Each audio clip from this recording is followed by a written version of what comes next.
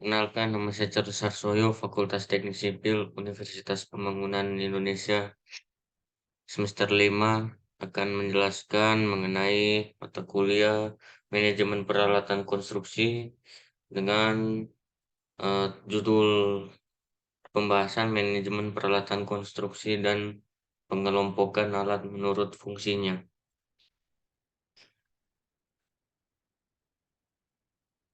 Eh, di sini yang kita akan pelajari itu tujuan, tujuan dan manfaatnya, yaitu untuk agar dapat mengetahui dasar teori manajemen peralatan konstruksi, lalu agar dapat memahami dasar teori pengelompokan alat menurut fungsinya. Manajemen peralatan konstruksi.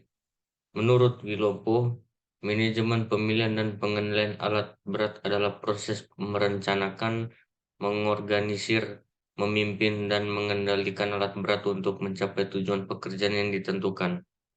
Beberapa faktor yang harus diperhatikan dalam pemilihan alat berat, sehingga kesalahan dalam pemilihan alat berat dapat dihindari. Antara lain adalah yang pertama, fungsi yang harus dilaksanakan. Alat berat dikelompokkan berdasarkan fungsinya, seperti untuk menggali, mengangkut, meratakan permukaan. Yang kedua, kapasitas peralatan. Pemilihan alat berat didasarkan pada volume total atau berat material yang harus dikerjakan. Kapasitas alat yang dipilih harus sesuai sehingga pekerjaan dapat diselesaikan pada waktu yang telah ditentukan. Yang ketiga, cara operasi.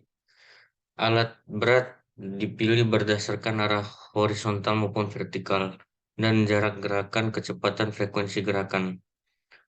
Lalu, yang keempat, pembatasan dari metode yang dipakai. Pembatasan yang mempengaruhi pemilihan alat berat antara lain peraturan lalu lintas, biaya, dan pembongkaran. Selain itu, metode konstruksi yang dapat dipakai dapat membuat pemilihan alat dapat berubah. Yang kelima, ekonomi. Selain biaya investasi atau biaya sewa peralatan, biaya operasi dan pemeliharaan merupakan faktor yang penting di dalam pemilihan alat berat. Lalu yang keenam, jenis proyek. Ada beberapa jenis proyek yang umumnya menggunakan alat berat. Proyek-proyek tersebut antara lain proyek gedung, pelabuhan, jalan, jembatan, irigasi, dan pembukaan hutan. Lalu yang ketujuh, lokasi proyek. Lokasi proyek juga merupakan hal yang perlu diperhatikan dalam pemilihan alat berat. Sebagai contoh, lokasi proyek di dataran tinggi memerlukan alat berat yang berbeda dengan lokasi proyek di dataran rendah. Yang ke-8, jenis dan daya dukung tanah. Jenis tanah di lokasi proyek dan jenis material yang akan dikerjakan dapat mempengaruhi alat berat yang dipakai. Tanah dapat tanah dapat dalam kondisi padat, lepas, keras, atau lembek. Lalu yang ke-9, kondisi lapangan. Kondisi dengan medan yang sulit dan medan yang baik merupakan faktor lain yang mempengaruhi pemilihan alat berat. Selain itu, hal-hal yang perlu diperhatikan dalam menyusun rencana kerja alat berat antara lain, yang pertama, volume pekerjaan yang harus diselesaikan dalam batas waktu tertentu. Yang kedua, dengan volume pekerjaan yang ada tersebut dan waktu yang telah ditentukan, harus ditetapkan jenis dan jumlah alat berat yang diperlukan untuk menyelesaikan pekerjaan tersebut. Pada proyek konstruksi dapat bermacam-macam alat pengolahan lahan seperti dozer, ripper, motor grader, dan scraper. Fungsi alat pengolah lahan antara lain mengupas lapisan permukaan, membuka jalan baru, menyebarkan material. Pengelompokan alat menurut fungsinya. Alat berat digunakan untuk membantu meringankan pekerjaan manusia dalam pelaksanaan pekerjaan konstruksi sehingga pekerjaan dapat selesai lebih cepat dengan hasil yang maksimal. Sekarang ini alat berat menjadi salah satu faktor yang penting dalam suatu proyek, apalagi proyek dengan skala besar. Pemilihan alat berat yang dipakai akan berpengaruh pada keberhasilan suatu proyek. Alat yang dipilih harus sesuai dengan fungsi dan jenis pekerjaannya.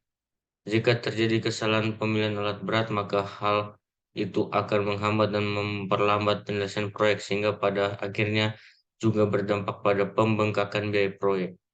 Agar kita dapat melakukan pemilihan alat berat secara tepat, maka kita terlebih dahulu harus mengetahui fungsi alat tersebut. Berdasarkan fungsi alat berat dikelompokkan menjadi yang pertama itu alat pengelolaan lahan, yaitu alat yang digunakan untuk membuka lahan atau membersihkan lahan dari semak atau pepohonan. Yang termasuk alat pengelola lahan antara lain bulldozer dapat digunakan untuk pembukaan lahan, scraper untuk mengangkat lapisan tanah yang paling atas, dan motor grader untuk memeratakan tanah permukaan. Yang kedua, alat penggali. Alat penggali biasanya digunakan sebagai penggali tanah dan batuan. Salah satu contoh jenis alat penggali adalah ekskavator. Yang ketiga, alat pengangkut material. Alat pengangkut material dapat dibagi menjadi pengangkut horizontal, yaitu pengangkut material hanya dipindahkan secara horizontal dari satu tempat ke tempat lain dengan jarak yang relatif jauh. Yang termasuk dalam pengangkutan vertikal adalah dump truck. Pengangkutan vertikal yaitu pengangkutan secara vertikal dari satu elevasi ke elevasi yang lebih tinggi. Contohnya adalah crane. Yang keempat, alat pemindahan material. Alat ini hanya digunakan sebagai alat yang memindahkan material dari satu alat ke alat yang lain. Contohnya adalah wheel loader. Yang kelima, alat pemadatan. Pemadatan dilakukan untuk meratakan dan memadatkan permukaan. Kebanyakan pekerjaan pemadatan dengan alat berat dilakukan pada pekerjaan jalan, baik jalan tanpa penutup permukaan atau dengan penutup permukaan. Yang termasuk alat pemadatan adalah vibratory roller, tandem roller, pneumatic tire roller, dan lain-lain. Yang keenam, alat pemproses material. Alat ini digunakan untuk mengubah batuan atau material alami ke bentuk dan ukuran yang diinginkan. Contoh alat ini adalah stone crusher, alat untuk pemproses agregat, dan aspal mixing plant, alat untuk produksi hot mix. Yang ketujuh, alat penggelar material. Alat yang digunakan untuk menggelar material seperti aspal finisher untuk menggelar hot mix atau campuran aspal, dan concrete paver untuk menggelar beton pada pekerjaan jalan dengan perkerasan dari beton. Mungkin ini yang saya bisa jelaskan mengenai sehubungan manajemen peralatan konstruksi dan fungsi-fungsinya. Eh, Mungkin itu dari saya, sekian dan terima kasih.